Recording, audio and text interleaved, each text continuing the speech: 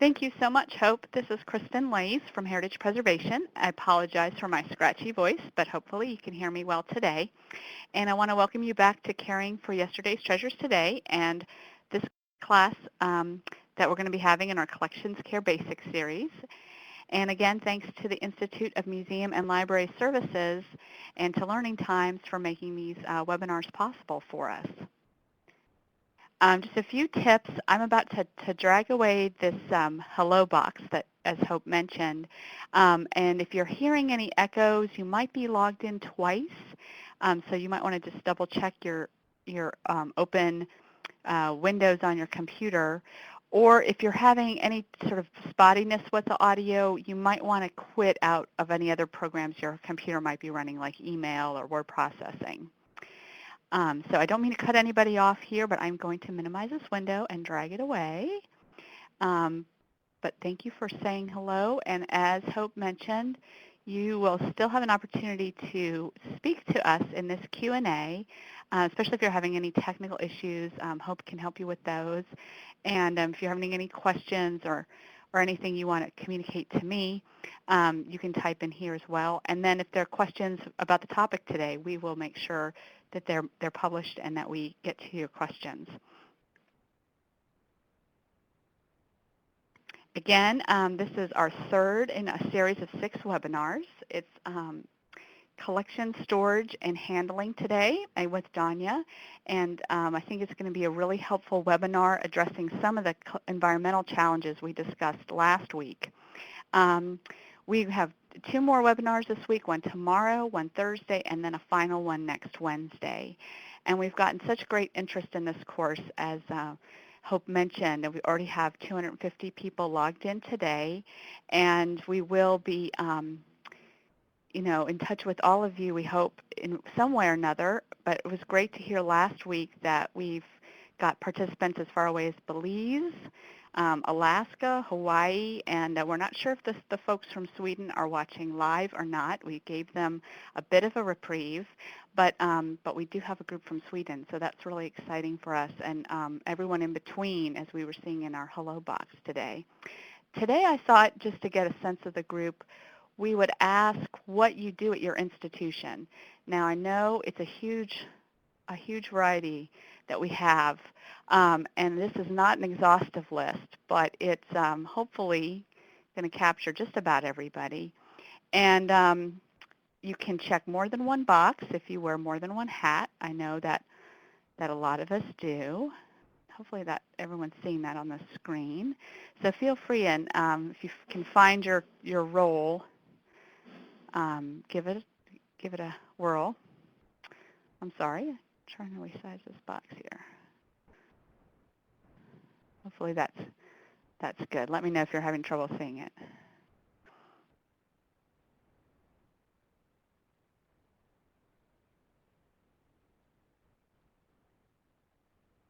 And while you're doing that, I did want to answer a question that Ronald had. In case you're wondering which sessions you've registered for, you're certainly welcome to email us at info@heritagepreservation.org with any kind of registration questions, and we can look that back up. So feel free to do that. Of course, if you're participating in this series, you're welcome to come all the webinars. Our next course begins, it'll be on risk assessment, and that begins in February, on Tuesday, February the 5th. But we will be getting you, be assured, if you are registered, you will be getting email reminders from us.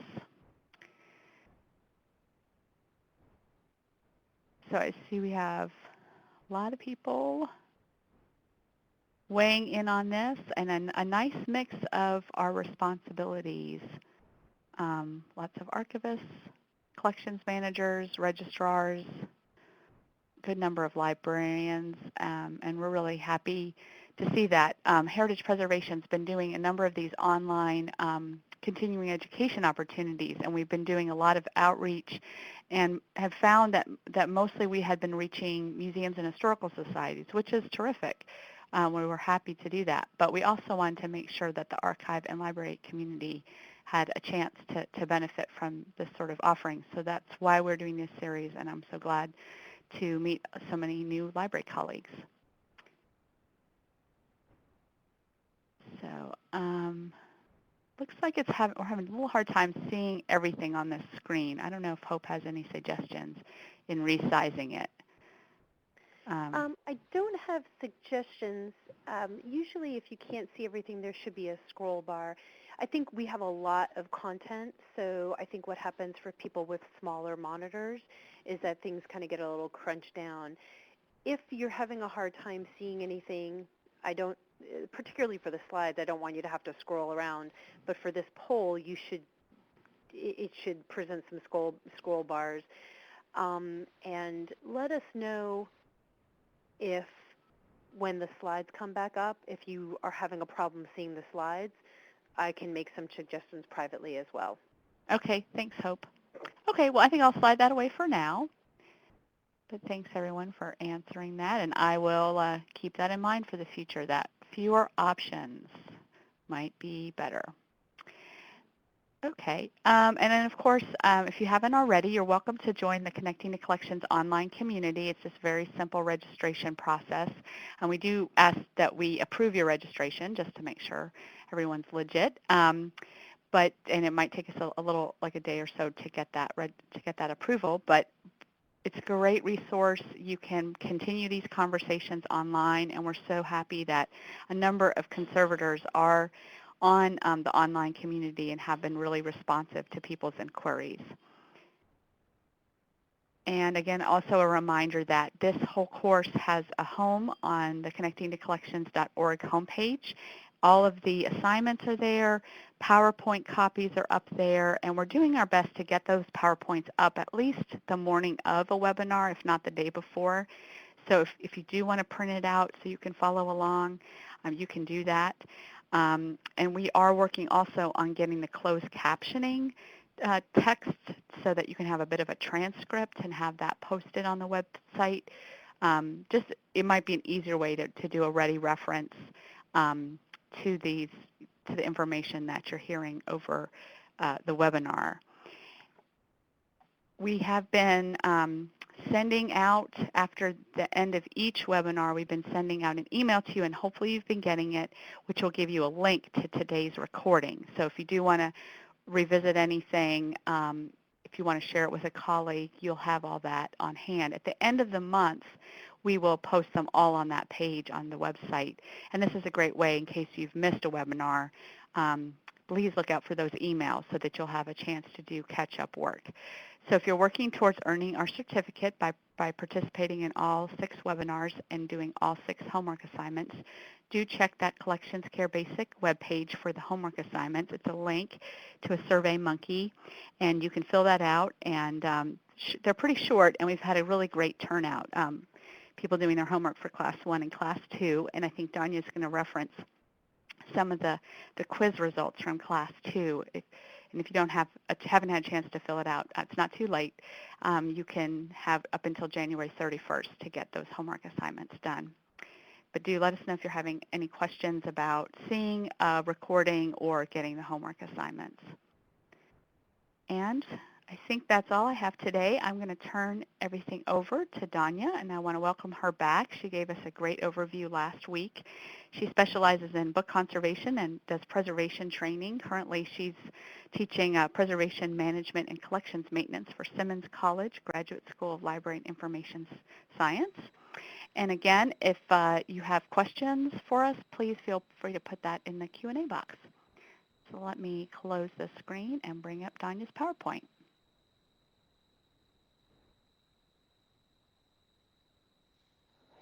Thank you, Kristen. Today, it's going to be a bit of a whirlwind. We've got a lot to cover in a short period of time. And because of that, I'm just going to let you know right now, we're not going to be able to comprehensively cover everything, but I'm going to be giving you resources at the end of this webinar where you can go get more information. So I'm just giving you that little caveat right now. I did try to go through all of your homework assignments from the first session and um, kind of gathered together materials that seem to come up repeatedly. So I'm hopefully going to cover most of those, but for some of the outliers, we may not get to it. So what we are talking about today is really storage and handling. And what we're going to start off by talking about is really what is archival, because most of us can look at a catalog and um, get a sense of what's going on, but sometimes things just say archival. We're going to talk a little bit about storage furniture, storage spaces, um, and then the actual practice in storage and handling, and then finally end up with just a little bit on policies and guidelines. So it's kind of where we're going today very quickly. Um, so archival, in the word in and of itself, is really not a measurable word. It implies that materials are chemically stable, but we really never know why if the only descriptor is archival. So what should we really be looking for? We really want to look for materials that are labeled acid-free, but also lignin-free and buffered. Um, what we're really looking at when something is only listed as acid-free is that materials have a pH of 7 to 7.5 at the time of manufacture. These will absorb limited amounts of acids before becoming acidic themselves. And a really good example of paper that really falls in under this category is your standard photocopy paper. If you test that with a pH pen, it will come out as being acid-free. But we all know that our photocopy paper that we just get from Staples or from whomever really doesn't stay that way. What we really want to look for is paper that is also lignin-free. Lignin is a component of groundwood pulp paper that is incredibly unstable, and as it degrades, actually generates acids in and of itself. And so what we want are lignin-free papers that are either rag papers, so made from linen or cotton, or from wood pulp that has had the lignin removed. And many of our materials are going to want to be also stored in materials that have been likewise buffered. And this means that an alkaline reserve, usually a calcium carbonate, has been added as one of the fillers in the paper to bring the pH up to about 8.5, allowing for greater absorption of those pollutants and acids so that we can get a longer life from them, but also protect those materials more from the acids coming from the outside as well. So we're protecting them from both directions. You will find that you can also get storage materials that have a molecular sieve. These are pretty much almost always sold under the brand name of microchamber. And these storage materials have not only a buffering agent, but also, in the case of microchamber, a little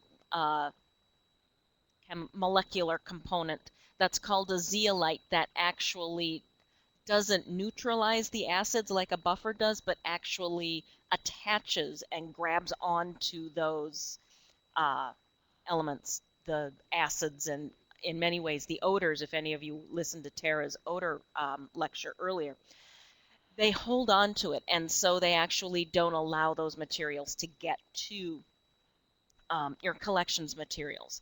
So for the vast bulk of the materials that we are really looking for the trifecta of acid-free, lignin-free, and buffered. And when we get to the more detailed area, or segment of this lecture, we will actually go over what wants buffered and what doesn't want buffered. If you are storing paper-based materials, generally you want to store them in a paper-based storage product. You want it to be chemically stable, lignin-free, and buffered. If you're storing blueprints or cyanotypes, which is a type of photograph, you really want to get those into unbuffered enclosures. Any of your silks or wools will want unbuffered tissue. Um, Most of your boxes and folders are going to come buffered. About the only thing unbuffered now is tissue paper. So if you've got things that need it, stock up on some of the unbuffered tissue. If you have diazotypes, which are another type of architectural reproduction, they really, if you can afford it, should be stored in the microchamber folders because they give off so many volatile organic compounds because of the nature of how they were processed that they really can cause damage to other things. So there is an example where you would really prefer to use the microchamber paper. If you're using plastics, and many of us do, preferably you want to be thinking Melanex, which is polyester. Um, Predominantly, polyethylene and polypropylene can be acceptable if they don't have any added plasticizers, which many do. And never, ever, ever get vinyl or PVC products because because of the vinyl, it gives off the chlorides, which can be problematic for most of our collections. And then any unidentified plastics, if you don't really know what they are, they're maybe the best not to use. If you're unsure, give them the sniff test. If you can smell anything, you know, basically think of if you're smelling a 3-ring binder, you can definitely smell something there. If you can smell something, that is telling you there are plasticizers and volatile organic components being given off, and you really want to avoid that. So if you can smell the plastic, don't use it for collection storage. Laminates are something, if you are really meaning laminates, we don't want to use because laminates imply that they have an adhesive, and we don't want to store anything in anything that would have an adhesive that's going to be touching the collection. So you would want to encapsulate anything that you've had deacidified in the Melanex. Otherwise, you know, store it in the plastic. And for the cellulose nitrate and acetate, we'll get to it, but the microchamber products are fabulous for the acetate. They really do absorb and hold all of that odor of the vinegar syndrome. Tyvek is okay because Tyvek is actually a spun polyester, but only the Tyvek that you can get from Gaylord University Products or any of those types of providers, not going down and getting envelopes from the post office or getting house wrap. So if you have the items that have been laminated, it's a little too late. I would really recommend getting them digitized before the laminate starts to go bad, because it's really a potential for that to happen. The laminates tend to start to shrink and the adhesive to go yellow. A buffered paper actually has the buffered component, so it has that calcium carbonate in it, and unbuffered paper does not have the calcium carbonate in it. It's lacking that filler. So an unbuffered paper is really just acid-free. It's not acid-free and buffered. So it won't last as long, but for many of our silks and wools and blueprints and cyanotypes, anything that might have aniline dyes could react to the alkaline agent in the buffered paper, and that's why we want the unbuffered, because it doesn't have that. So moving on to storage, we're going to talk a little bit about furniture and storage spaces, because I think this is something that often gets overlooked when we're thinking about storage and handling. So we want to think a little bit about our actual storage furniture. What are we using? We really want to look and assess our furniture to make sure that it's of adequate strength. I can't tell you the numbers of institutions that I've been in where I have seen shelving just bowing under the weight. And you really want to avoid that, because if those shelves do give way, you have a really big problem with collections being damaged, because your shelving has collapsed and there's nothing left for you to do. So you want to make sure it's of adequate strength. You also want to make sure that it's anchored um, both to walls and to floors and to other shelving units. Um, this is something that those folks who are here that are in more earthquake-prone areas already know about. But for those of us not, it's definitely something we want to think about because it doesn't take much for an accident to happen. I just did a site visit yesterday where the institution was shifting books, and the workmen had come in because while they were shifting books, they were going to be putting new carpeting in, and they released the bolts on one shelving unit on the floor, and that shelving unit tipped and caused a domino effect, and all of the shelves in that area toppled over. No one was hurt, none of the collections were damaged, but it was a long time for them to sort those books out, get them back in order, and get them up onto the shelves again. So we want to be thinking about that.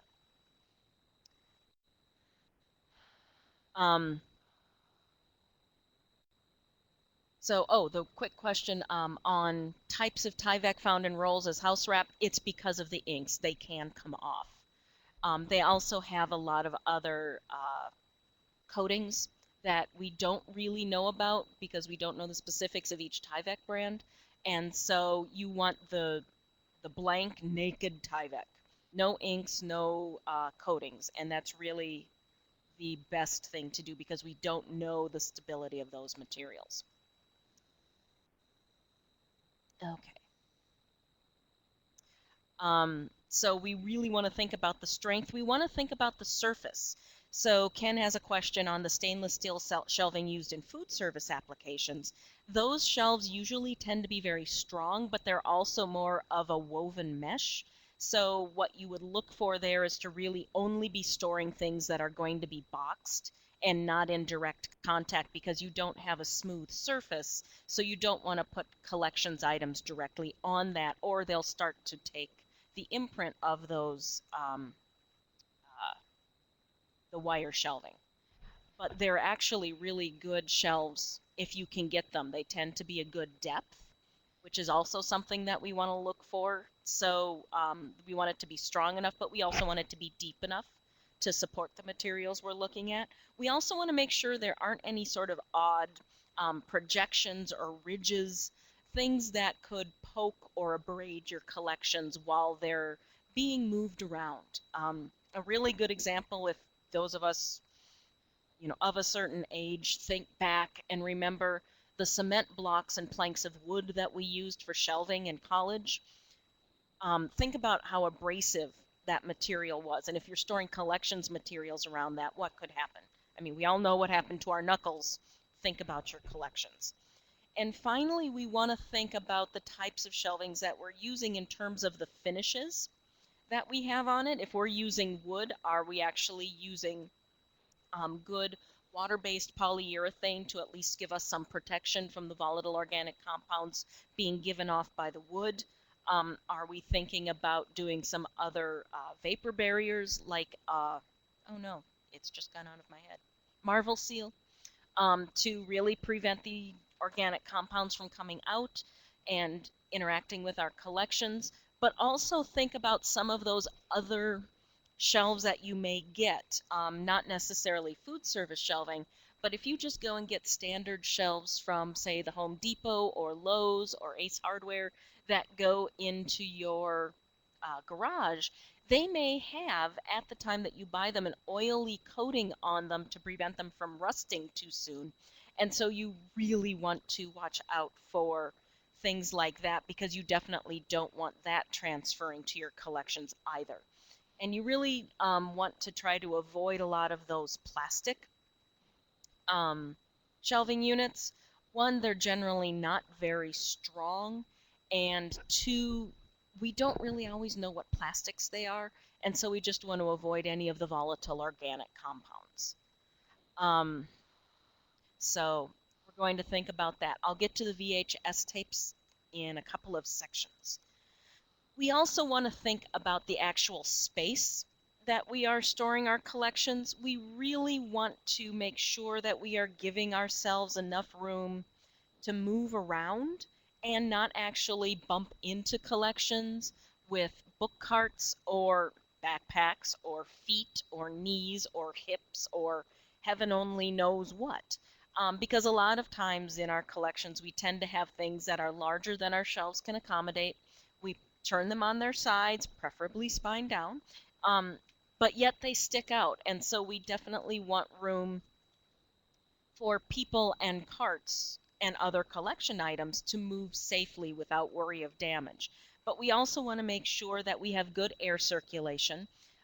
Air circulation, as you will find out in some of the upcoming webinars, is really good for combating, well, relative humidity, but then also pests and mold. And then we also want to think about the people that we're working with. Do we have shelving that's at a safe height for retrieval, or do we have a sufficient number of stools or kick steps or a sufficient kind of um, ladder type system that you can safely move up and down and get to collections that are higher up? Um, so think about those sorts of things when you're trying to move through your collection storage. Okay, think about the safety of the collections. Is just piling things willy-nilly up and around a good idea?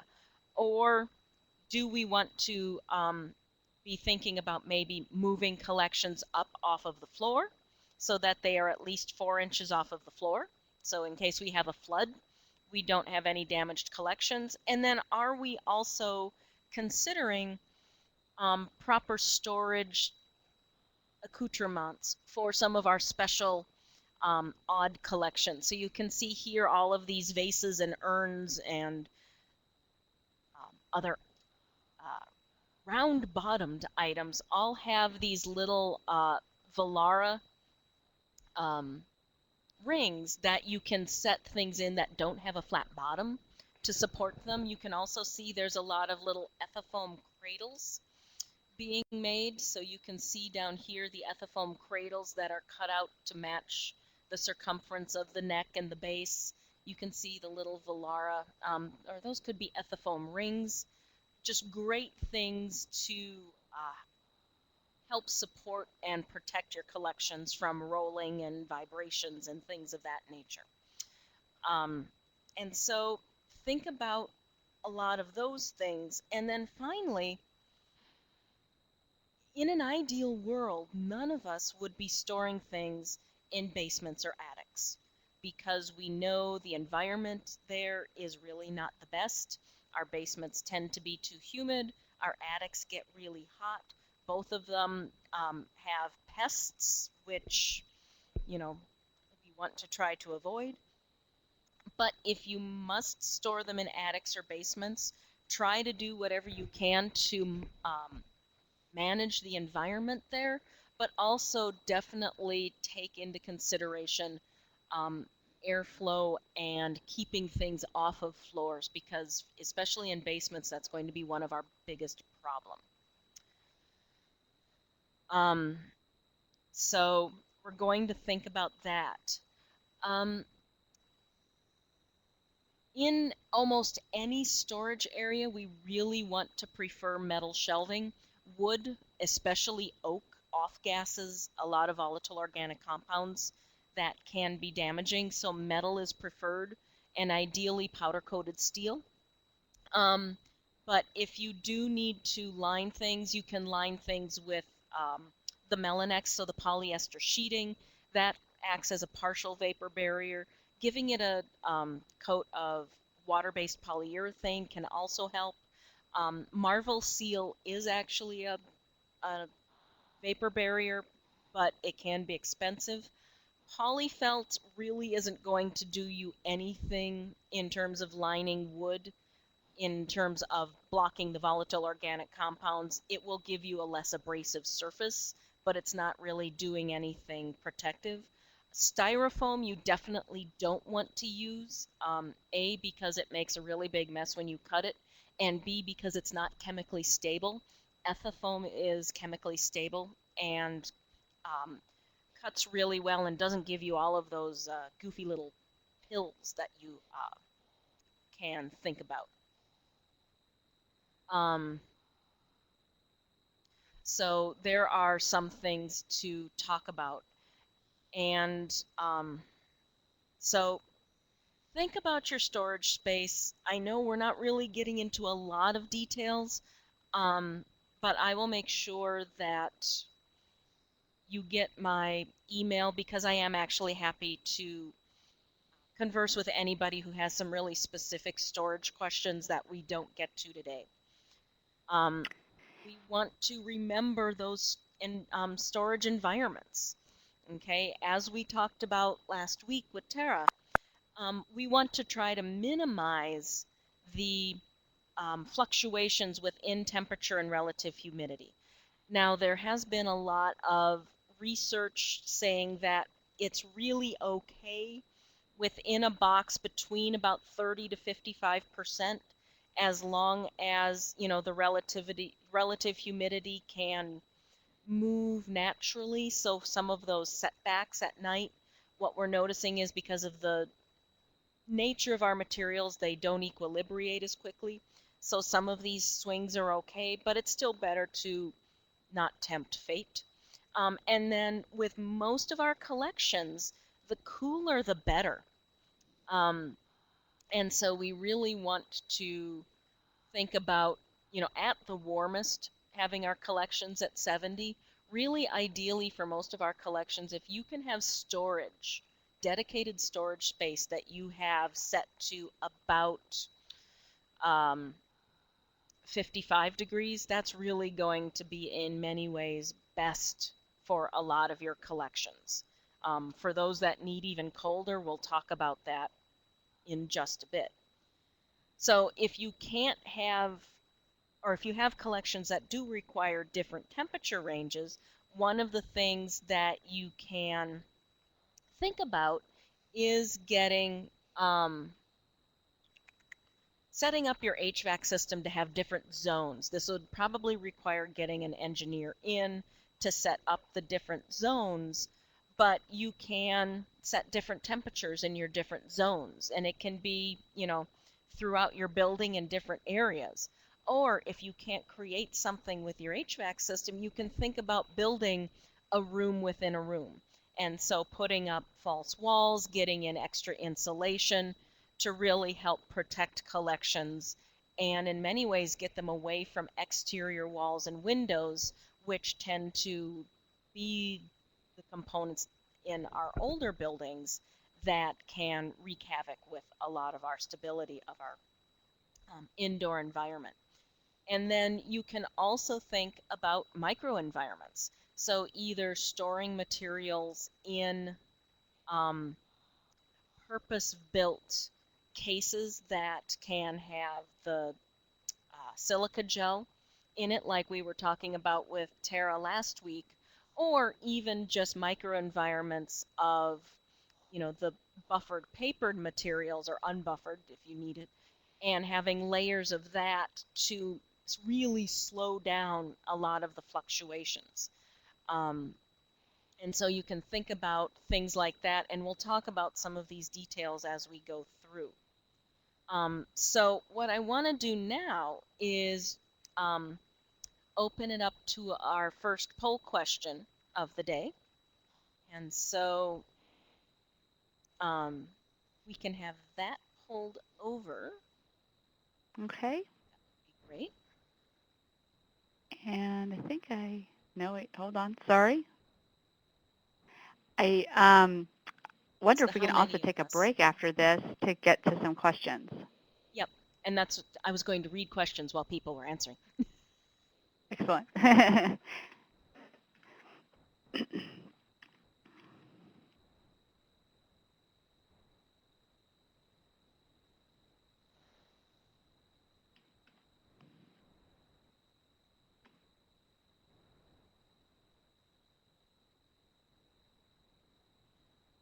Well, Danya, this is a shocking poll result. I know. See, I knew it was going to be really close to 100%. For those of you who don't know, the answer is probably yes. Almost any institution you're going to find yourself working in will probably be yes. Those of you who don't really see any improvements, you are the lucky few. The very, very lucky few.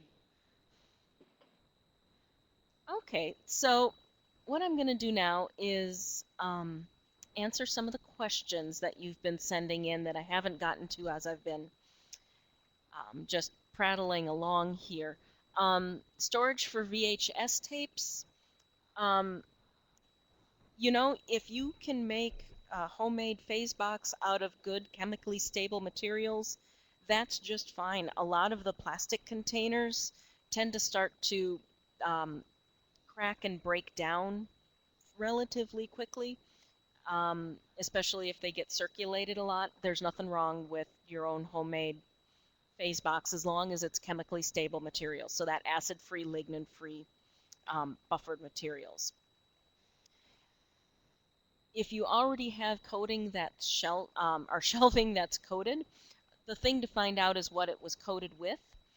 You know, so there you can think about, you know, if it's already been coated, there's probably not a lot more you can do, but if you want to do more, even just a sheet of the polyester film will give you a little bit more protection on top of it. So it's like wearing, you know, layers for those of us was seeing people logging in from chilly places. So it's dressing in layers and giving yourself more barriers to the cold. Wrapping pictures in brown paper is really not the best thing to do.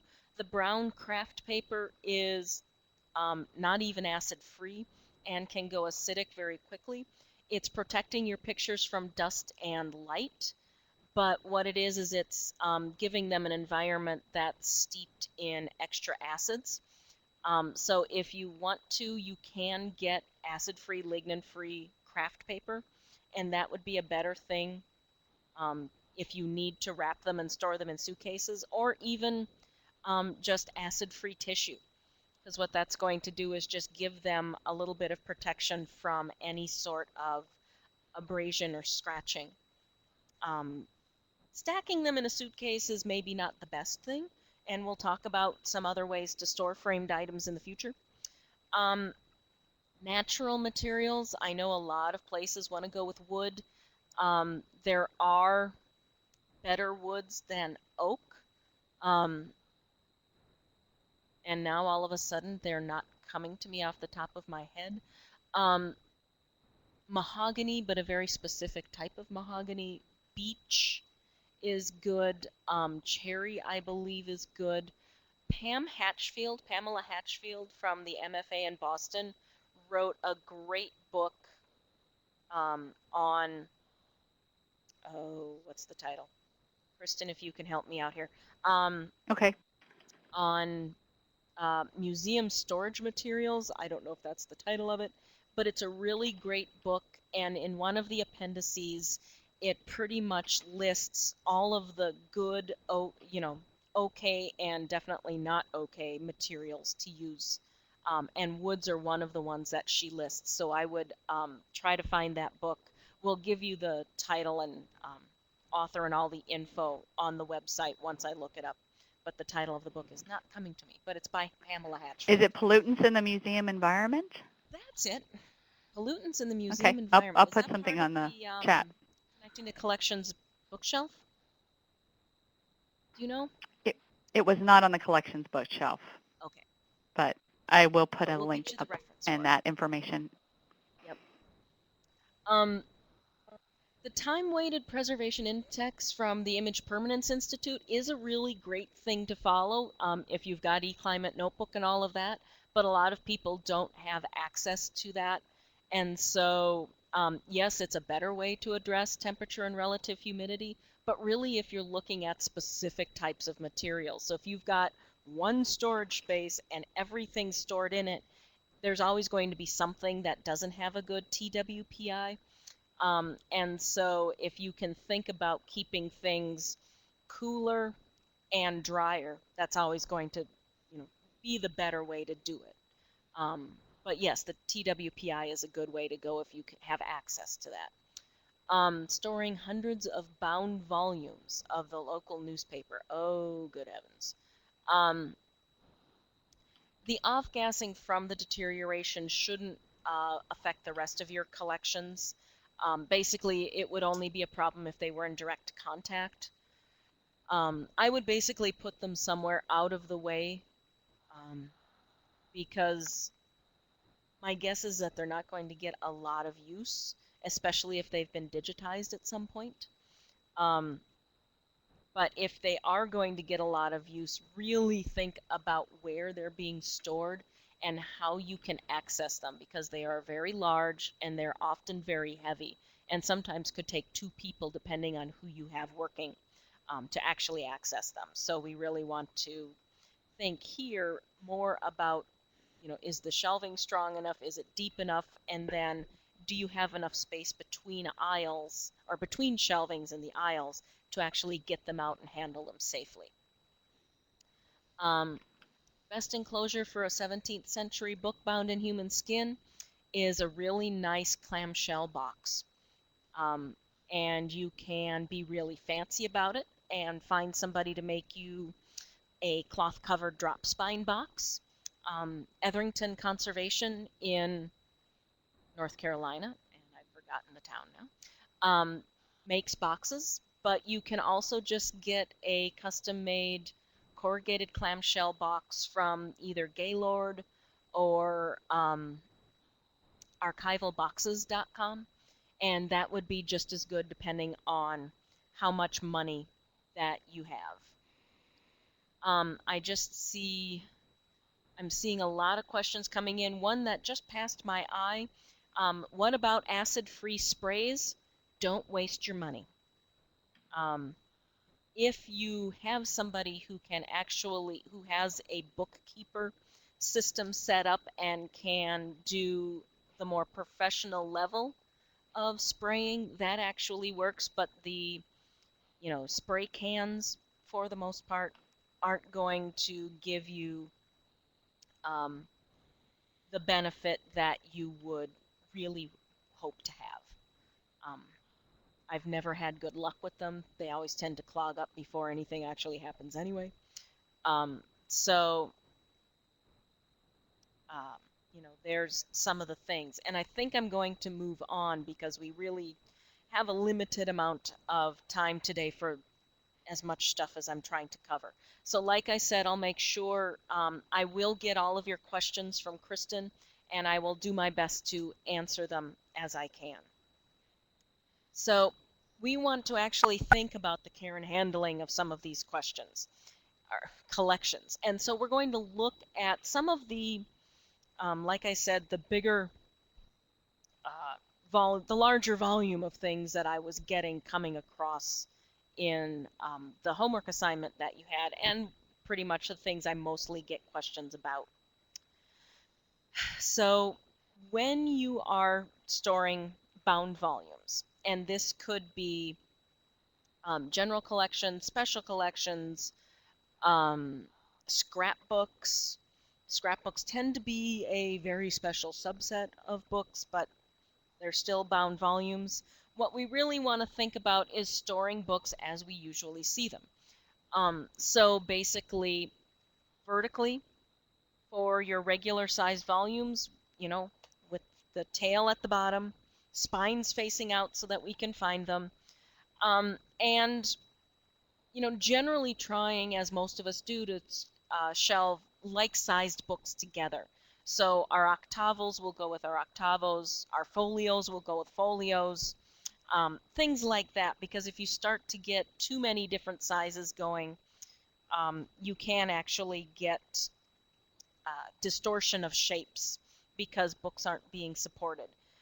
You really want to try to make sure that your books aren't leaning on the shelves, so using bookends to make sure that everything is supported, because as you get books leaning, it does start to do damage to the text block to cover attachment, especially if you've got older books in leather that's getting a little bit brittle, like many of you were talking about. That can really cause covers to pop off, and that's a big problem.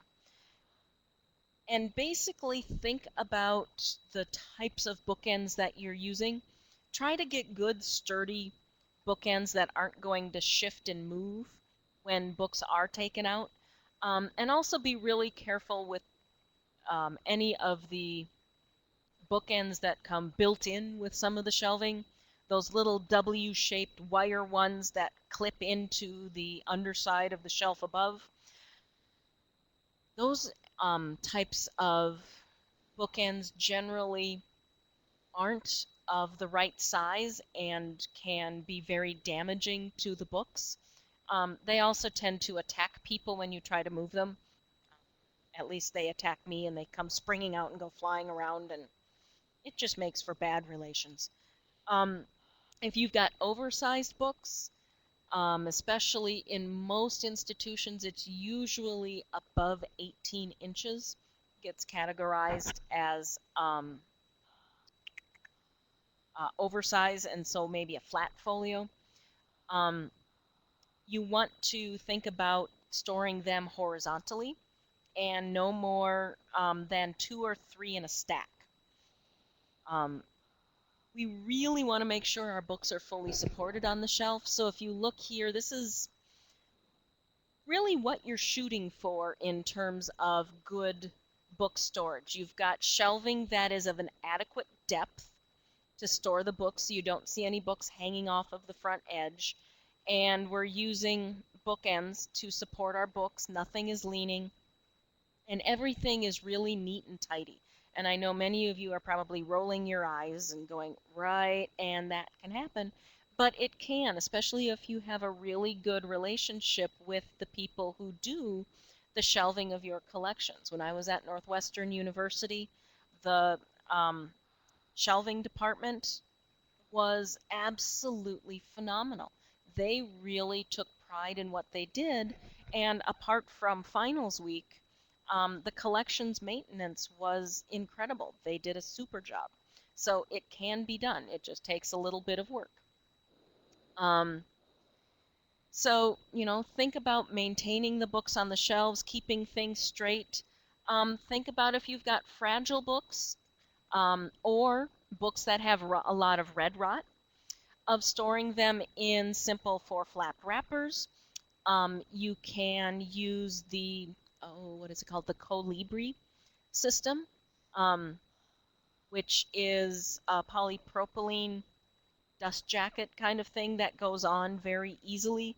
For those of you who are going to find yourself at ALA at Midwinter, Colibri usually has a booth in the vendor area. Stop by them, see them. They will actually do a demonstration. Bring a book. They'll put a Colibri cover on it for you. That works really well for red rotted volumes. And then also, if you're so inclined, you can just make polyester dust jackets for the red rotted items. But for those, for the Colibri and the polyester dust jacket, you want to be sure that the covers are well attached, or people could get the wrong idea and handle them a little less carefully than you would like. So for really fragile books, go with either the 4-flap wrapper or with a corrugated clamshell box like I mentioned earlier. And those will really help protect the fragile and damaged and, well, red rotty books, which tend to be a big problem. For our archival documents, ideally we want to think about storing them in boxes and folders. Now, sometimes you could get an instance like this that you see in this image, where this is how the collection came. This is how it was stored by, the company that put the collection together. But is this really the best way to preserve this collection? Probably not. So what we want to think about are good flip-top boxes and folders. You want to make sure that you're not overstuffing your folders themselves.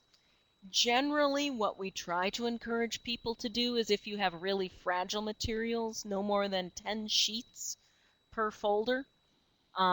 If they're not as fragile, you can put more in. But if you are going to put more sheets into a folder, always remember to crease the bottom. Okay, the bottoms of our folders all come with those pre-scored creases. Make sure you crease that so things sit neatly in the folder and don't stick up where they could get damaged. You also want to fill a box full enough that the folders don't slump. But if you can't fill a box, you really want to think about using spacers. You can buy spacers from Gaylord University Products, Hollinger Metal Edge, I believe they have them. But you can also make your own if you are so inclined. And it's really just a way to keep things propped up and not slumping. We want to think. Okay, oh, so see, here's a nice image of nicely filled flip top box. But if you try to overstuff things, it can really run into problems. And most of us actually wind up doing this more so with our filing cabinets. Filing cabinets are a great solution to storing archival documents, but really resist the urge to overstuff them and really try to think about what kind of drawers you have and would it be better off using the hanging file folders that you can get, or can you just use the regular folders. And again, here, acid-free, lignin-free buffered folders, please, if you can afford it. And you can get acid-free, lignin-free buffered hanging folders. So think about some of those things. Do we want to think about removing damaging fasteners as we go? That's really up to you. Are you practicing more product-less process? Do you have a storage environment that is relatively stable?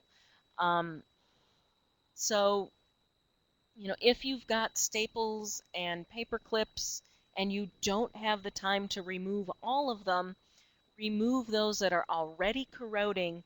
And if you know your storage environment's okay, the others will probably be just fine. It's really when you start getting into those high relativity environments that, your fasteners start to go a little bit funny. So use your intelligence, use some logic, and make the best decision for your institution, because it's really tricky sometimes to tell people exactly how to do some of these things. Think about how fragile the papers you are storing are. Some of them may need to have some sort of conservation treatment or repair, or they may need to go into maybe a polyester sleeve, maybe a separate paper folder to help protect them when they're getting used. Again, think about what your budget is, what your space needs are. And for really fragile documents that you think will get a lot of use, digitization is a great access tool. So you can think about that as well. And again, for those of you who might have early fax machine papers in your collections, if you have anything like, oh, good heavens, mimeograph machine paper. Anybody remember mimeograph machines and that wonderful smell? It's actually really bad for the rest of your collections. Or any diatypes, those sorts of really smelly collections, it's preferable to store them separately if you can. If you can't, they should go into a microchamber folder within the folder with other items so that their volatile organic compounds that they're giving off don't do any damage to other things. Framed items, a lot of us have framed items, and what we want to think about is how we're storing them.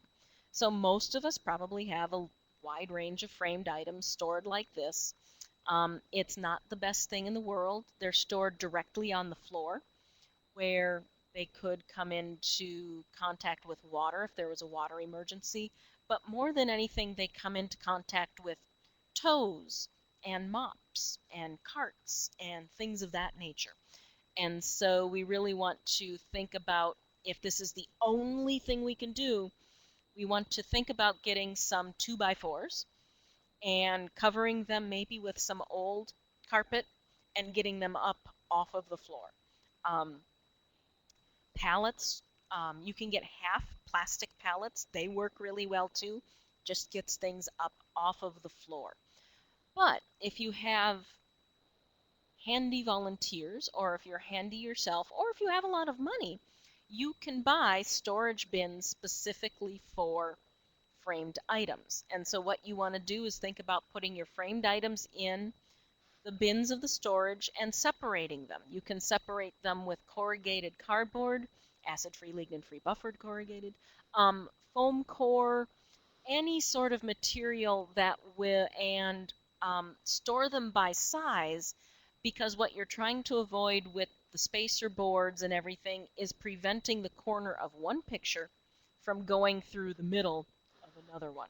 Whether it's glass, whether it's canvas, you really want to protect from puncture. And so that's what you're doing there. Your racks don't have to be anything fancy.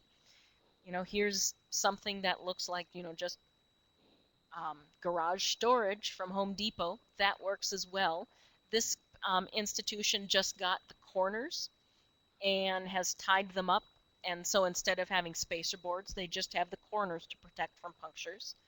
And then think about, creative ways that you can use other space. You can get essentially frames with wire mesh to hang materials from on, a wall. You can go and get former store, accessory store wall hangings. That's what this institution did. They went to, I think it was Forever 21 when they were going out of business, and they purchased all of the store displays with all of the clips, and that's their framed material storage. And then finally, you can think about being even more organized and creative and putting digital print of the actual image right on the foam core, so you know where things are and maybe what's missing. There's a lot you can do to protect your framed storage materials. So, make them accessible, make them easy to find, keep them protected. And that's really the big thing, because for a lot of us, what we want to try to avoid by not storing on floors is this sort of damage to the frames. Because for a lot of our older, more historic framed materials, the frame can actually be much more valuable than the actual painting in terms of monetary standards. And so we don't want to destroy monetary value if we don't have to. So you can store them flat and boxed if you have just a few, but if you have a high volume, you really want to think about the bin storage. And if you are storing them flat and boxed, just a single framed item to a box, because that's going to help prevent any sort of abrasion or puncture. Paintings, just looking at the paintings themselves, need to have a little bit more of a stable environment, because if we think about paintings, they're very much composite materials. You can think about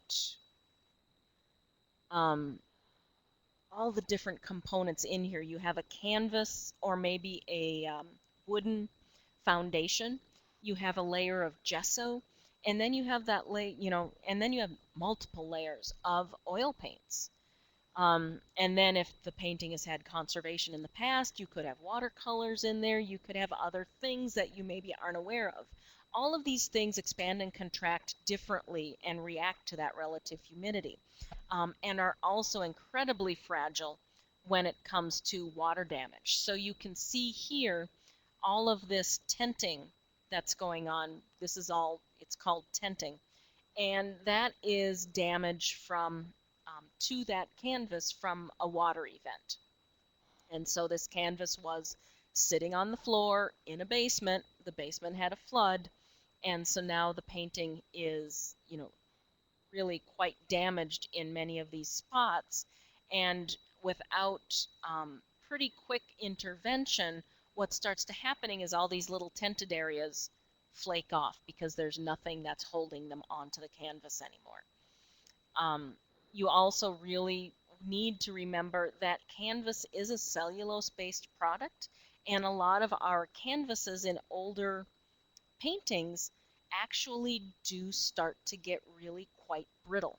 And so it doesn't take much for punctures to happen, or even a poke that you don't see as being damaging will actually start to give you radiating cracks over time. Keeping paintings or objects in their travel crates is okay. Make sure that crate is labeled as still containing its object. I have known an institution to throw out a crate that still had the painting in it. Please don't let that be you. Keep things labeled. Registrars are wonderful people. They keep us all honest. So definitely make sure the crate is labeled as still being full. A lot of your paintings are really going to depend. Oil paints are going to react differently from acrylics, which are going to react differently from temperas. They're all very different, and even canvases will vary from canvas to canvas as to how much they expand and contract with the relative humidity, really depending on how tightly woven they are and how tightly twisted the threads are in there. So there's a lot of it depends with paintings. And in a large part, we really don't know, for many of our artists, the composition of their materials. And so that really just gets to be a little bit confusing for many of us. And that's where, if you have a lot of paintings and you're very concerned about them, having a paintings conservator as, somebody on your list of people we can talk to is really helpful, because they'll be able to tell you a lot of information. You really want to think about, when you're handling paintings, to really handle only at the edges and make sure you're keeping the painting flat so there's no torque, so you're not twisting it, and you're also not picking it up so that your fingers are poking through from the back. So you're not reaching around the stretcher and having your fingers poke through in the back, because you can get a lot of damage happening that way, especially if you've got brittle canvases. You want good airflow when you've got paintings hung, especially behind the painting. So if you're hanging paintings, have the little what are called bump-ons to keep them away from the wall, so that airflow gets behind there, because there have been a lot of institutions that hang paintings on exterior walls, and they have mold growing on the back of their painting because there's no air circulating back there. So make sure you get good airflow. And if you are hanging paintings, try to avoid hanging them over fireplaces that get used. Where do we tend to always hang paintings? Over the fireplace, but it's an area that gets really warm when the fire is going. But also any sorts of vents. So if you've got forced air, try to avoid hanging them over radiators, or near air conditioners, anywhere that's going to have really rapid changes in temperature and relative humidity, that also might get much warmer. And so just think about some of those spaces. We want to think about our photographs, and any sort of storage materials. We want in our photographs to have passed the photo activity test. This will usually be told to you in the catalog, so it will say has passed the PAT. What that means is that those materials have been tested so that they will not react with the photographic prints themselves or with the photographic negatives. So there's nothing in there to hasten the deterioration. Ideally, things would be stored in paper. It tends to be more stable, and it gives a little bit more protection for changes in the environment, but I know many of us store our photographs in polyester sleeves so that we don't get, fingerprints all over them, and they're much easier to see. And that's actually okay too. But with photographs, you really want to try to make sure you always do the polyester because it is the most stable of the plastics. Again, like with our manuscripts and documents, you can store them in folders and boxes. For photographs, you definitely want to make sure you have the spacers in there because photographs over time will tend to curl because of the difference in expansion and contraction of the gelatin layer versus the paper. And if you are storing photographs and negatives, slides, anything like that in paper, and people need to handle them, this is probably this is one of the few areas that I recommend wearing cotton gloves. I don't recommend cotton gloves for much. Photographs and film are one of them. So I want to just give you a little information on a couple of the problematic characters that come in when we talk about photographs. One of them, of course, is cellulose nitrate film. Many of us have probably heard of it. It was our first flexible plastic photographic film base. Was developed in 1889, went out of production in 1951, but it's essentially the same base material as gun cotton. So for those of you in museums that tend to do demonstrations of shooting muskets and things of that nature, it's essentially the wadding that would go into the gun that provided the material that would actually explode to propel the bullet out of the gun. It's incredibly flammable, and it's what our cellulose nitrate film was made out of, which is why our cellulose nitrate film is so problematic. Most of us know it is very flammable. It will self-combust at high enough temperatures, but I believe those temperatures need to be around 120 degrees. And it has to be deteriorated to a point. But if you do have a fire in a facility that has nitrate film, once nitrate film begins to burn, it releases hazardous gases and generates its own oxygen. And so you cannot put out a fire that is burning cellulose nitrate film. It's the big reason why we have lost so much of our silent film heritage. The warehouses just went up in flames. And it does decompose naturally. There's not a lot we can do about it. One of the big things we can do is to not store our cellulose nitrate film in plastic sleeves. Okay.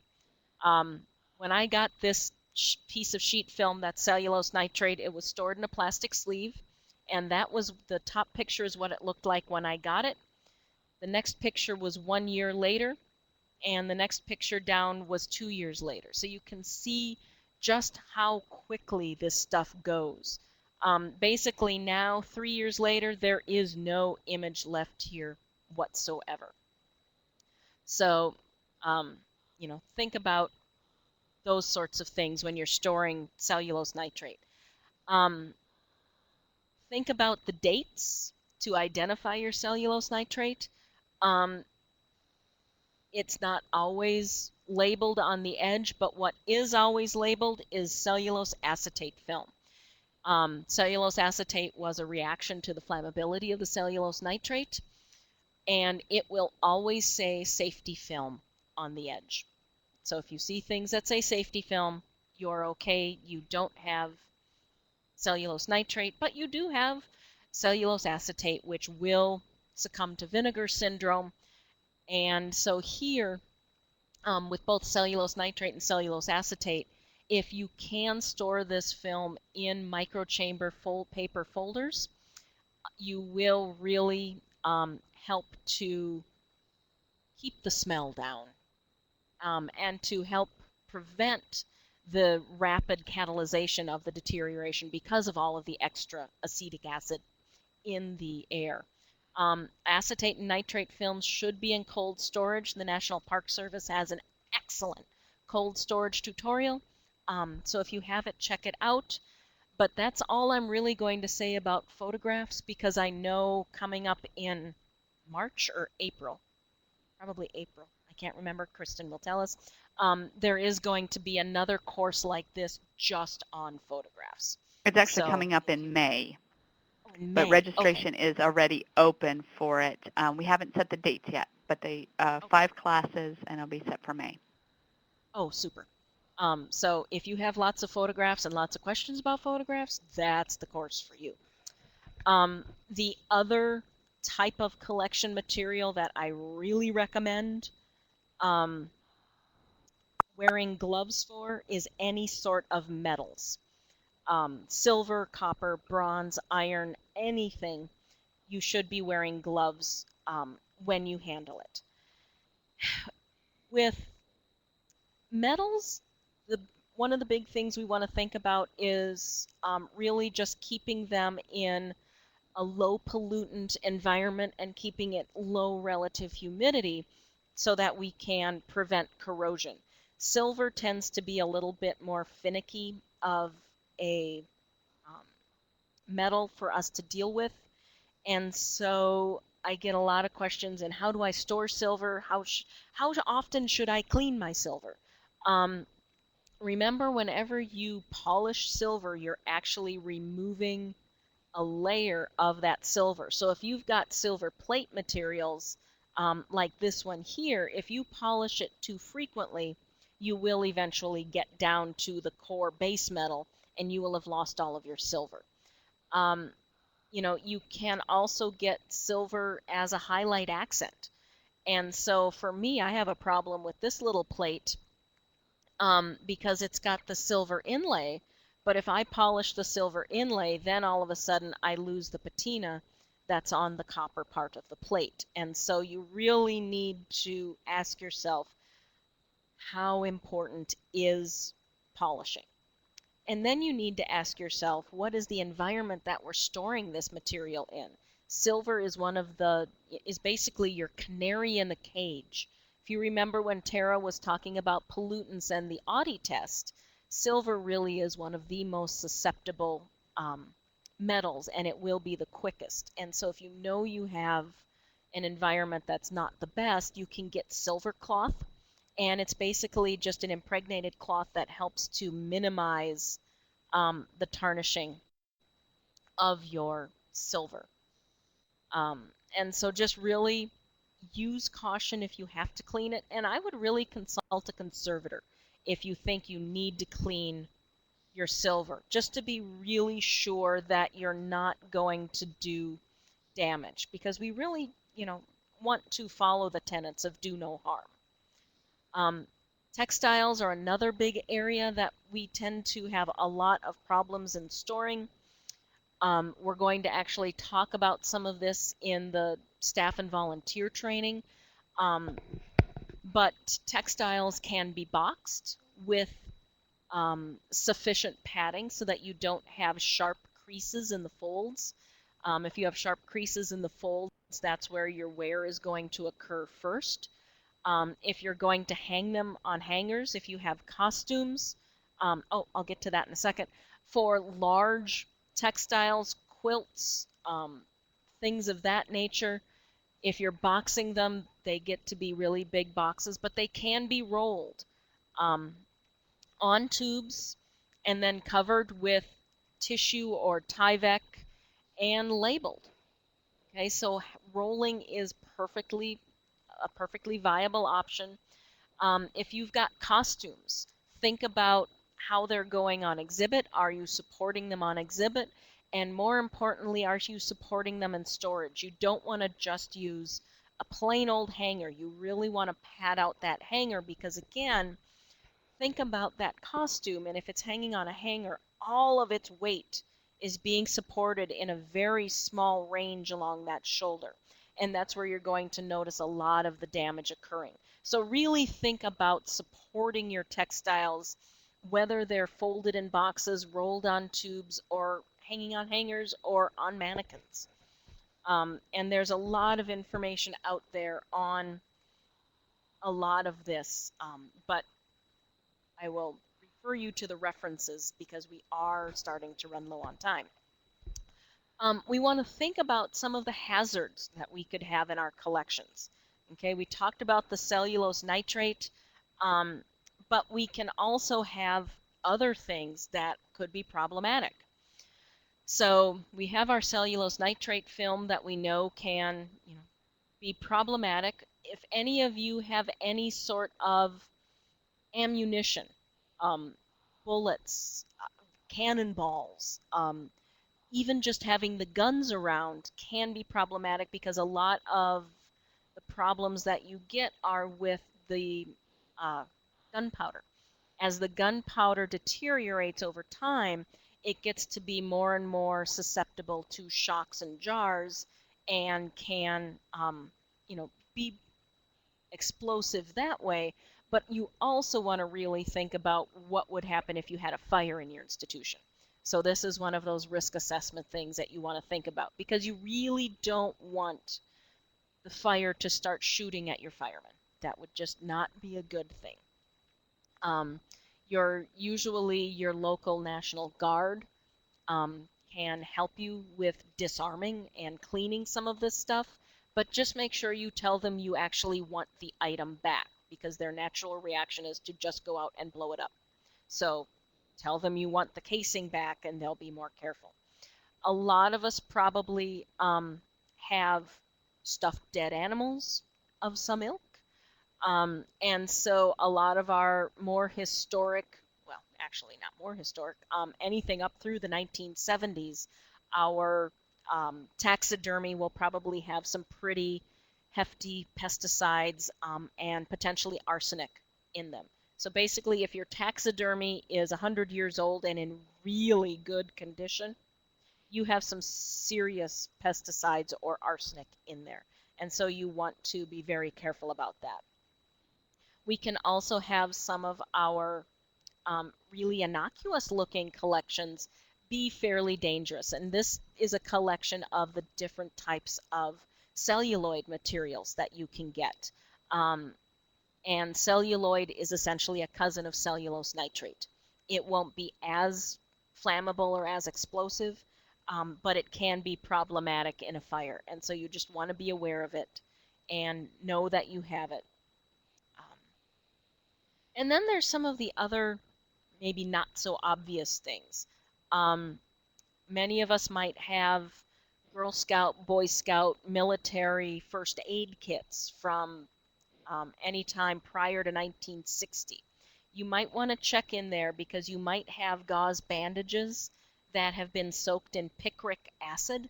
And picric acid, when it dries out, is very unstable and can be flammable. So you want to make sure you're dealing with that. You would want to contact a hazmat company to come take it away. It's not something you just throw in the garbage, but it can be very problematic and can be a fire danger.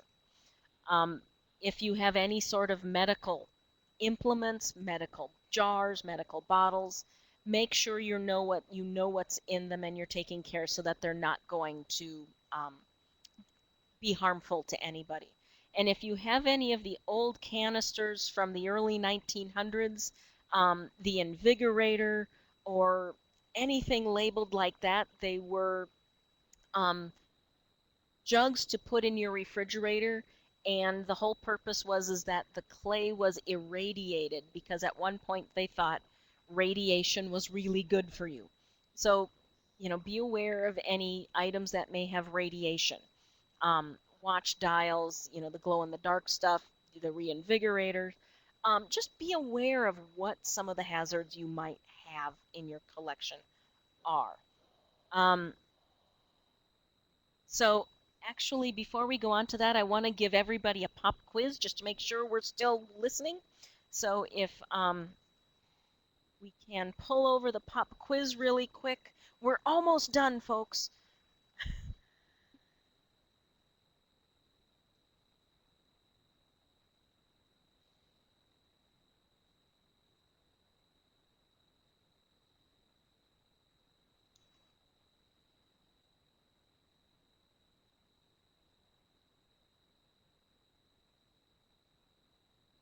Daniel, while people are answering that, Yep, I put a I'm going to bunch be of reading questions the. to the side.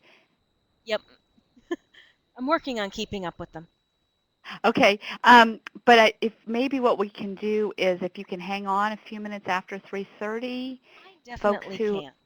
who Yep.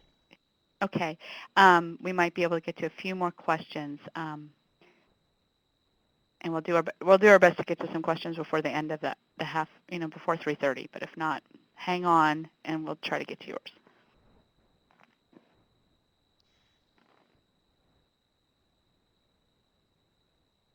Okay. So some of these So how are people doing? I've covered. Looks like people are doing really, really well.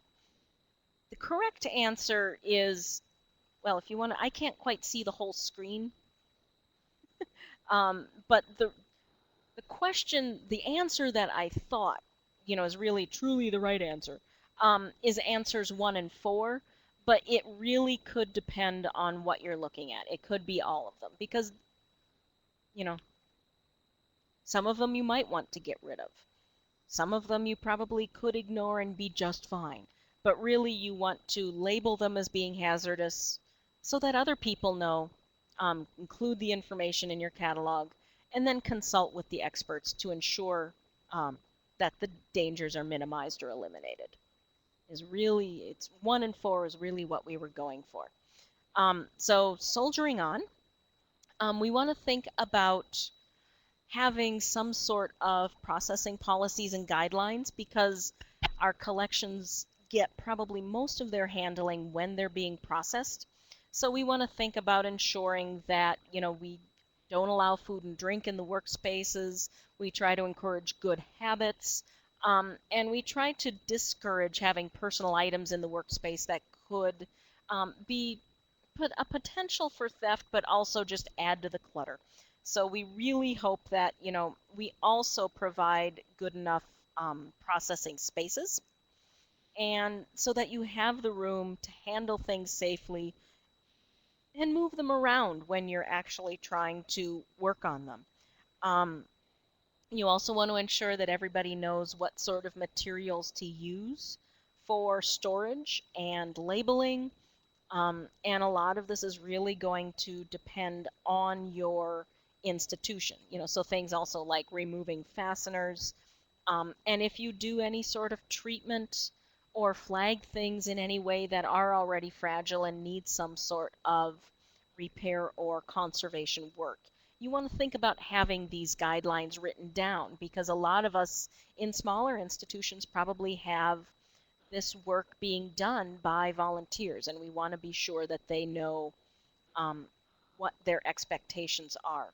And I can't talk about storage and handling without getting up on my soapbox about Post-it notes. I know a lot of you are here from libraries and archives.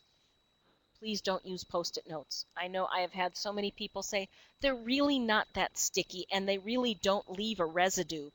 They do leave a residue. I've seen it. And they really are stickier than you think. Um, I had a very embarrassed curator bring this book down to me after I had already conserved it once um, because she'd put a Post-it note in there because she wanted to remind herself to add something to the catalog record.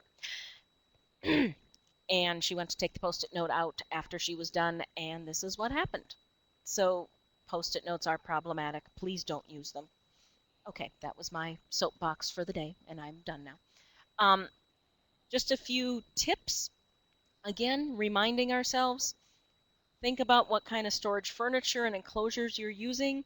You want them to be durable, chemically stable, and strong enough for what you're storing in them. We might need microenvironments to protect some certain items. So think about your silver. You might actually create a box with the silver cloth inside, creating a small microenvironment for your silver. You want any sort of protective enclosure that you're putting around your collections to fit properly and actually provide support. So don't just go and grab any old photocopy paper box and throw things into it and think that that's a protective enclosure. It's not protecting anything. And identify your materials that are deteriorating or damaged, your storage materials, so that you know what needs to be replaced over time. because nothing lasts forever, including our chemically stable storage materials. Think creatively when you have odd things to store. This is well, it's either an alligator or a crocodile. I don't actually know which now. But he's got his protective base, so he's got his nice little bed. He's got protective rings around him, and then he actually gets covered with a Tyvek cover so that he keeps the dust off of him. So, there are things that you can do and get creative. We want to avoid any sort of pressure-sensitive tapes or labels directly on our collections materials. Labels are okay for boxes. We don't want to put things use rubber bands. They deteriorate and get sticky. We want to try to avoid paper clips. Definitely avoid Post-it notes. And really any sort of standard glue or glue sticks. So no Elmer's, no, anything like that you can buy because they aren't chemically stable and they can deteriorate in ways that we don't want them to over time. I know I went through this really quickly, but here are some other points of reference. Check out the Connecting to Collections website. There's topics on the care of many different types of materials, but also look back in some of the past webinars. There have been a lot of webinars that you can refer back to on specific topics. The Library of Congress's Preservation Directorate has a lot of great information for library materials. The American Institute for Conservation has some great leaflets, and Net Nebraska Saving Your Treasures was a project that the Nebraska Historical Society, the Gerald Ford Center, and the Nebraska State Library did with the public television station in Nebraska, with a lot of great videos on saving your treasures. So there's a lot of other types of materials that we covered there. And so I'm going to go and move on to questions now. And of course, I left myself 1 whole minute for questions. But like I said, I'm happy to stay on and answer questions.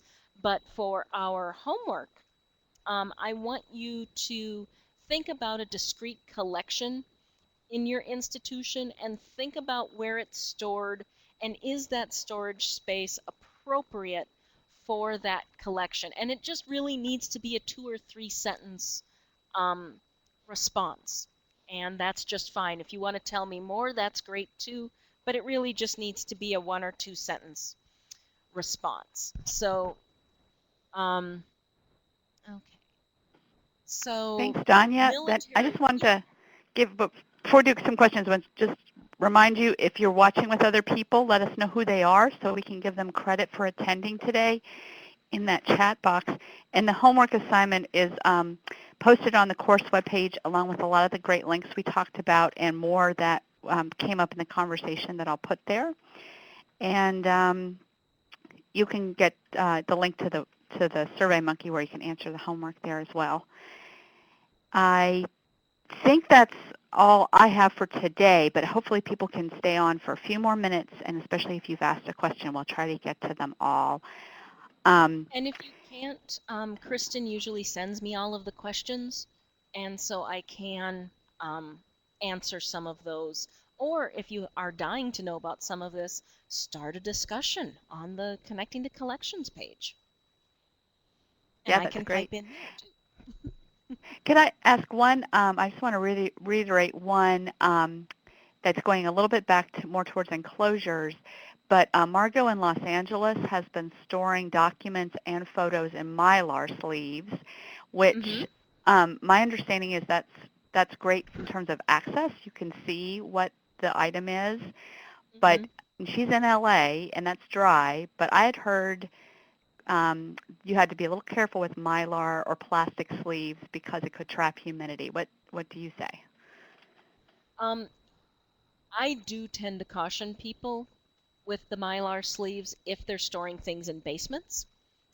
It could be problematic if you're in a really humid area. So if you're in Florida, or any of the kind of more tropical areas. Belize would be a really big one. I really wouldn't recommend polyester, the mylar or Melanex down there, because it can trap moisture in, and you'll get little pockets of higher relative humidity where the mold will grow. And you'll get the same problem that a lot of people actually, several of you had pointed out that one of your deteriorating collection items were actually items that had been framed and framed photographs, and the photographs stuck to the glass. It's kind of that same problem. You get pockets of higher relative humidity and things stick. So you really want to think about where you're storing things and what your environment is like, because higher relative humidities will definitely be problematic for the polyester sleeves. And So then let's what if see. there was a good question about military uniforms, and so there were Mhm. pins and braids and, Yep, I you was know, just reading that one. yeah. What you can do is you can store, the military uniform complete with pins and everything. And one of the things that you can do is to get the polypropylene sheeting and make little barriers between the wool and the metal if you want to. Otherwise, what I would do is document exactly where everything is and remove the pins and metals and braids and store them separately, um, with the knowledge, with that digital image or something, so that you know where everything goes. Because with military uniforms, there's definitely an order of how things are supposed to go. There's really, you could do either way. Um, so, you might want to, or you can use tissue to wrap the metals to prevent the corrosion. It's really going to, in many ways, depend on the environment you have for storage. Um, so, let's see. I think we covered companies that encapsulate. I think I saw everybody, people chiming in, answering that one.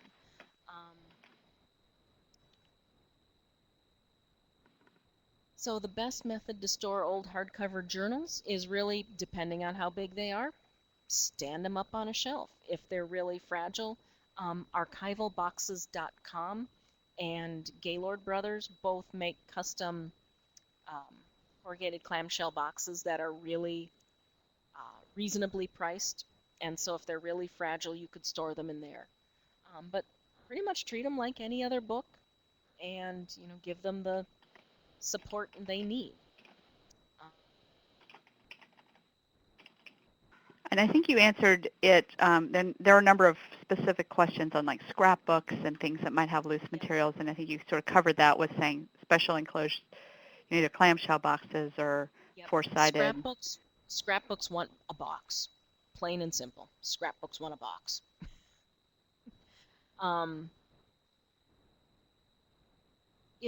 I've got small paper items in large plastic binders with polypropylene sleeves. If you can get them out of the PVC covered binders and into something safer, that would probably be better. It's maybe not the ideal preservation solution. That would really be folders and boxes. But if you are accessing these small items a lot and trying to find them, the polypropylene sleeves are probably just fine, as long as they truly are polypropylene sleeves and not something else. So just double check that they are of, chemically stable and don't have plasticizers in them. Ditto masters will fall in under the same category as cyanotypes and mimeographs, because they were likewise an aniline dye, similar to mimeographs, and they would be susceptible to the buffering agents. There is no polyester coating that can be painted on the shelves. If you want to paint something liquid, I would go with a water-based polyurethane. We avoid the oil-based polyurethanes just because the oils tend to leach out over time. But you could also do a latex paint if you wanted to. That would be another option. Let's see. We had a conversation going over in the Q&A box on paper clips, stainless steel Okay. paper clips, coated paper clips. Any paper clips good or bad? Stainless steel. Stainless steel. Coated are okay, but I've seen the coating go funky on some of them, so I wouldn't recommend the coated, and definitely not the plastic clips. They're actually much more deforming than a standard paper clip. So stainless Okay. steel And paper Kat, clips are just fine. great. Kathy And in stainless Elmhurst, steel stay fast Illinois, too. Mm-hmm. she had an interesting question about the images on the dividers and worried about that as a Yep. security risk. I would say it just depends. I mean, ideally your storage area is fairly secure, limited access Yeah. to staff and And volunteers. basically, if your storage area is secure, um, the pictures aren't going to really deter any serious criminal, because if they want something, they're going to get it. And you have to weigh, how likely is it that somebody's going to break into your, secure storage and steal something, as compared to how often you need to go actually access things. Um, it's going to depend on your situation, but if security is one thing you really want to think about. Who has access to storage? Should your volunteers really have access to storage, or should it just be staff? And you'll get into that next week in our webinar. Yeah. Yep. Okay, what about aluminum foil as a barrier for wood? That's come up a couple times. Aluminum foil is great. You just want to put a layer of polyester on top of it, so the polyester sheeting, because as we know, aluminum foil is really easy to tear. But if you put down a layer of aluminum foil and then put a layer of polyester on top, you've essentially now just made Marvel Seal, because that's all Marvel Seal is aluminum foil with, a clear plastic coating. So And then what corrosion about these? intercept. Yeah. Rebecca had a question on corrosion intercept. I haven't really read anything that says it's great. I haven't read anything that says it's not. I would give it a try. It can't hurt, because what it's doing is it's acting like the microchamber paper does for metals. It's actually giving a much more susceptible metal surrounding your other metals, and so that other metal is going to corrode first and collect all of those pollutants before they get to your metals. So it's worth a shot. I wouldn't completely buy it for everything to start with, but try it for a couple of things and see if it works. Because sometimes it does and sometimes it doesn't, is pretty much what I've found. Did you see the one about the old woolen yarn and textile mills? Yep, I'm just reading that one. Okay. So spools of old woolen yarn. Is it okay to put them in polyethylene Ziploc bags, or should they be packed in boxes? I would put them in boxes wrapped in unbuffered tissue. Wool is an animal product and once is actually naturally in an acidic state, just like silk. So you want to use unbuffered tissue and wrap them up and put them in a box. The polyethylene Ziploc bags make me nervous, in large part because you're in Rhode Island and it tends to get really humid, and I would worry about trapping moisture inside. Box with the unbuffered tissue should be just fine. Okay, we're getting there. What about putting something under those paper clips, like a piece of mylar, a piece of paper? You can put, what I would do is put a piece of acid-free, lignin-free paper underneath the paper clip. So if you're going to put the paper clip around, make a little fold of regular paper to put on first, and that's a great way to do it. It's a great And compromise.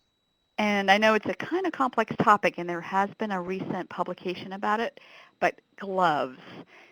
I know, there's cotton, there's Oh, yeah. plastic, and there's latex, but Basically, you can talk to practically any conservator and you'll get a different answer, and any curator and any librarian. Um, my opinion is cotton gloves for film, um, or metals or photographs. Um, you can substitute nitrile gloves if you don't feel like washing cotton gloves. Nitrile gloves are pretty much identical to the latex, but they don't have any latex in them. So if you have potentially allergic people, the nitrile works better. But never ever gloves for books or documents or anything like that, because we lose so much tactile sense even with the nitrile gloves that we can cause more damage than we're preventing. Clean, dry hands. Periodically wash your hands with hot soap and water, not the like the alcohol gels, the Purells and things like that, because that's not actually washing anything off. So, you know, you want to wash your hands with hot soapy water, um, and just be aware of that. And as you see your hands getting dirty, go wash your hands again. If you're dealing with maybe a textile or a binding that has metal elements, you would wear gloves, but then only for handling the binding. It's a tricky subject, and everybody has a different opinion. But it's just be aware that it's not necessarily always the best thing for the protection of the item, because you lose that tactile sense and can do more damage. So I think that's a good synopsis.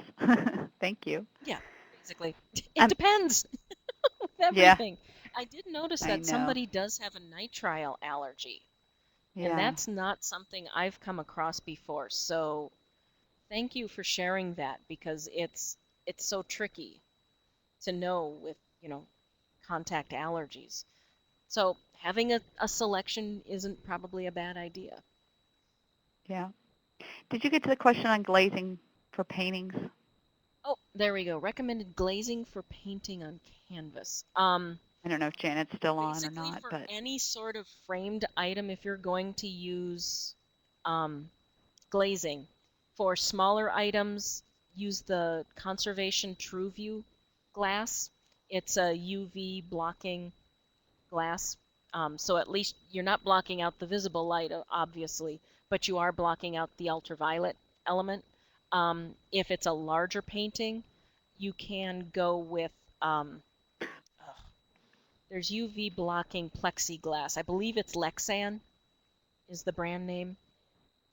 But I would check with a paintings conservator first, because you want to be really cautious when you're putting any sort of glazing in front of a painting, that you're being really aware of any of the impasto or any of the layered painting techniques that the painters would use if there's any sort of ridges or projections coming out that was part of the element of the painting. You don't want any of the glazing to be in contact with any part of that painting. So you really want to contact a painting conservator for a real proper answer that won't depend. You'll actually get your very specific question answered. So are there any others? I don't know if Kathy's still on. She asked about laminating, but I think that's when you were talking about encapsulating, and if it's already been laminated. Laminated, yeah. And I mentioned that the lamination is, because of the plastics used and the adhesives used, they tend to deteriorate rather quickly, so they tend to go brown and shrink. So I had recommended that she get them digitized before they started to go bad so that she could um, at least have that information. Okay. Well, And then I I don't already want to. got Brittany's question too, so Oh, good. Thank on you. methods. Okay, I think we caught up on everything, but I will be, as you mentioned, going through the Q&A transcript, and if I spot any I don't think we answered, I will let you know, and we can try to track people down by email. And if we didn't answer your question or didn't answer it fully enough for you, you can always email info@heritagepreservation.org with anything else, and Danya will do her best to get you an answer, and I'll be putting up a lot of links on that webpage. So thanks again, Danya. We really appreciate all of your information and personal attention today, and we look forward to seeing you tomorrow.